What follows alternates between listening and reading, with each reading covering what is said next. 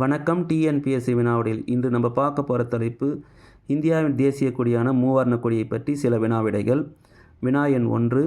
மூவர்ண கொடியில் இடம்பெற்றுள்ள காவி நிறம் டேஸை குறிக்கிறது.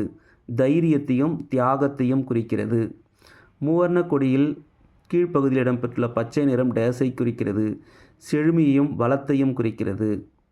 மூவர்ண கொடியில் இடையில் இடம்பெற்றுள்ள வெள்ளை நிறம் டேஸை குறிக்கிறது. நேர்மை, அமைதி மற்றும் தூய்மையை குறிக்கிறது. அடுத்த கொஸ்டின், மூவர்ண கொடியில் இடையில் இடம்பெற்றுள்ள நீல நிறத்தில் இடம்பெற்றுள்ள அசோக சக்கரம் டேஸை குறிக்கிறது. அறவழி மற்றும் அமைதியை குறிக்கிறது. அடுத்த கொஸ்டின், மூவர்ண கொடியின் நீளம் மற்றும் அகலம் 3:2. அடுத்த கொஸ்டின், கொடிக்காத்த குமரன் என்று அழைக்கப்படுபவர் திருப்பூர் குமரன். இது போன்ற தகவல்களை தெரிந்து கொள்ள நம்ம சேனலை சப்ஸ்கிரைப் பண்ணுங்கள். அடுத்த தேசிய சின்னம் பற்றி அடுத்த வீடியோவில் பார்க்கலாம். நன்றி.